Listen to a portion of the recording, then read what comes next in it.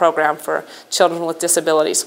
So we moved to Utah and we went up to Farmington and they evaluated Carter and they said, well, we think he would be best at this school called Tolman Elementary. They said, but it's not your closest school, so you'll have to drive him there. And so when I got in my car to drive to the school, it was a mile from my house, as opposed to 45 minutes from my house. But because it's Utah, I did pass 2 elementary schools to get to this school, and 5 churches I passed. But anyway, so he went to this school, and it was a great program. And he stayed in the special ed program in school till he was in high school. He was in special ed throughout elementary and junior high. And then when he was in high school, he became very adamant that he wanted to go to a mainstream program. And so he was mainstreamed for part of his junior year, which kind of ended disastrously because other kids victimized him. They would tell him to burn himself and give him cool points for burning himself because he really wanted to belong. It's kind of interesting. It's you know, Maslow has this young adults. Oh, I'm going to sit here and draw a blank. Yeah. But Maslow, it's intimacy versus isolation. And if you don't develop relationships, you feel isolated. And so autistic people are no different than anyone else. They want to develop this intimacy, but it's really difficult when you're autistic. With Carter, he wants to belong and he wants to have relationships with people, but he really doesn't like anybody doing anything that bugs him, and pretty much everything bugs him. Everything is in order. Everything, his pencils. I remember one of the teachers said to me, "You must have the cleanest house in the world." I said, "Why do you say that?" She said, "Because Carter's pencils are in his pencil box, color coordinated from smallest to largest, and everything's exactly right." And I'm like, "No, he didn't get that from me." So his senior year, we actually had him. He was working at DI and just taking a couple classes so that we could keep an eye on him to make sure that the other kids weren't doing things that they shouldn't have done to him. And once he graduated from high school, he really wanted to drive. And it was kind of interesting because it was like, well, you can drive when you can learn to tell time and count money. And he actually did learn to tell time and count money. He took driver's ed 4 times, and bless his stepfather and father's hearts for teaching him to drive, because I couldn't do it. But he learned to drive, and he got his driver's license, and he is a very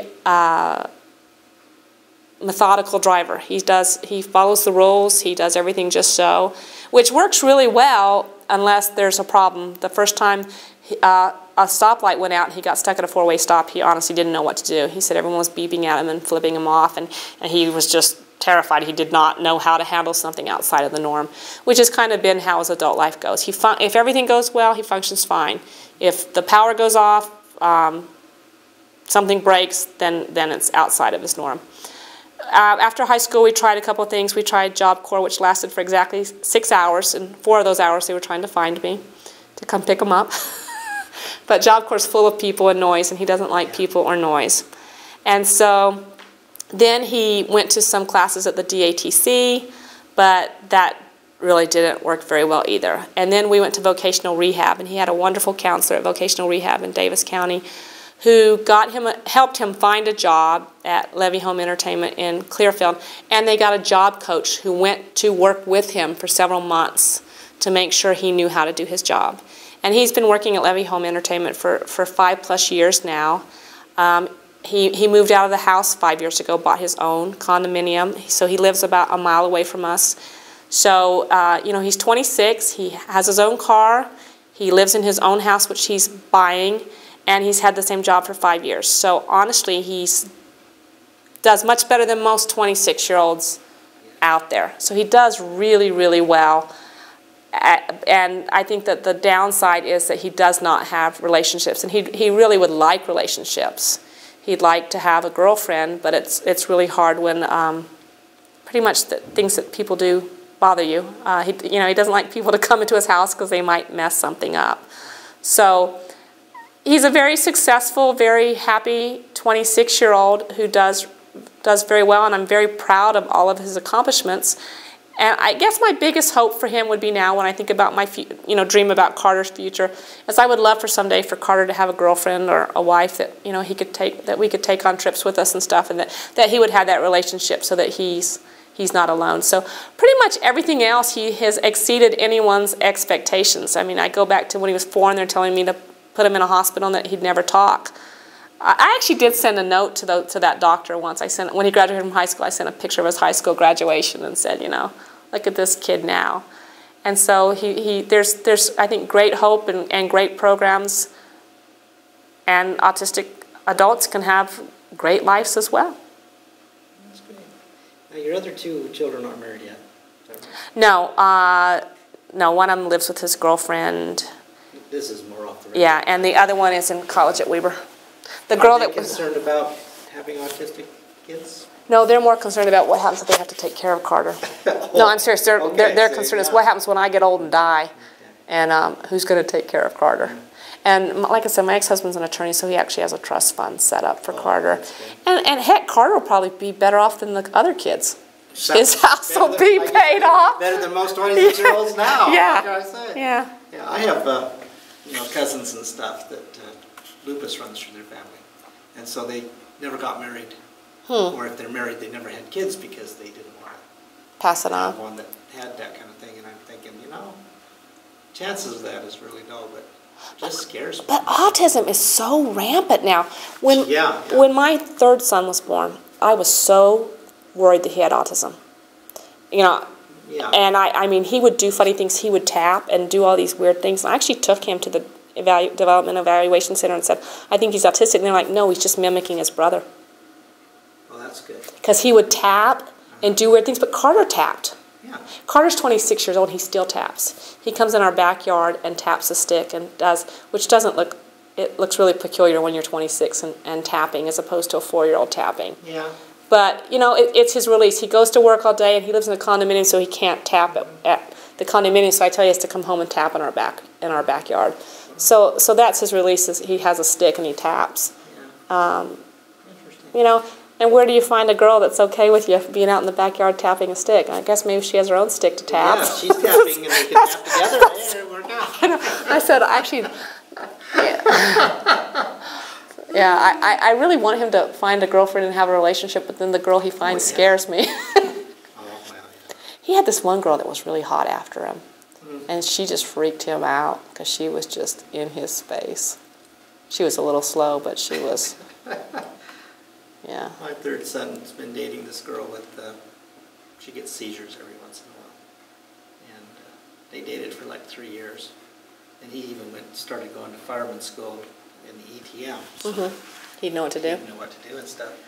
Finally, after a couple weeks, I said, "You haven't been over to see your girlfriend for a while." And he goes, "Well, that's because," he didn't say bug me, but she bothers me all the time now. And I'm thinking, oh, you finally noticed. Finally noticed, yeah. She's peculiar. I mean, she's a great girl, and I didn't. The Caesars, I didn't care about that because I knew he could take care of that. But finally, it was just getting to the point where she got on his nerves. And I'm saying, well, I'm glad you found that out before you got married. Yeah. Instead of after. But sheesh. But yeah, and I don't know how many of these autistic kids do get married. And I mean, there's Temple Grandin, but she's not, she's got a doctorate. Most of your autistics don't grow up and get doctorates. Yeah, exactly. And autistic people are kids are living longer than they used to. Yeah, I mean, Carter, yeah. I mean, if someone 20 years ago was 26-year-old with autism, that would have been just out of the norm. Yeah. It's amazing stuff. All right. So you wouldn't call this a severe autism? Oh, Carter he's called high functioning autism. Oh, okay. Yeah, that would be his, and Tony asked that and I didn't say that. Because we were doing a video in school in science class on autism, and they were just talking about how most mothers, because the fathers leave, have to take care of their kid basically 24 hours a day for years and years and years. But it sounds like. But there are a lot of high functioning. But I guess my point about the high functioning is even though they're high functioning, they're very peculiar. But I don't know how old you are, but when we were kids, well, how old are you? You're probably younger than me. 60 something. No, you're not. Are you really? Okay. Good, you're older than me. But when... Are you really? Yeah. You have great skin. See, gray hair. Yeah, I got gray hair too. Oh, okay. But remember when we were kids and there were just weird people at school? They were just weird. In retrospect, they were probably autistic. Oh, yeah. And I had a girl that I went to school with, and I just found her on Facebook, and she had a sister named Nancy, and we used to be so mean to her. And after Carter got diagnosed, I'm thinking, she had autism, and so I actually Facebooked this girl, and I said, you know, your sister, I felt bad my whole life that we were mean to her, because I bet she's autistic. And she goes, she just got diagnosed at 50-something. So she's like 55, and they just barely diagnosed it. Yeah, But we just thought she was weird. Yeah. But she's just like Carter. And they just kind of hit her. And she's on Social Security now, and you know she's never gotten married. She's lived with her mom, but so they were autistic kids with us. Oh yeah, I don't think it's anything new, and I think it's just we recognize it more now, right, because of the studies. In this video, it talked about kids that walked on their toes. That's a sign of autism now. I hadn't heard that. I walked on my toes. Well, maybe you're autistic and you don't know. Well, that's what I'm saying. I'm a high-functioning... You're a high-functioning autistic. So, oh, sorry. Anyway, but that's really interesting. That's funny. Yeah. Wow. All right. Hey, thanks for your time. Appreciate that. Have fun with it. Edit the crap out of it. And I will... Yeah. I will send Tony some...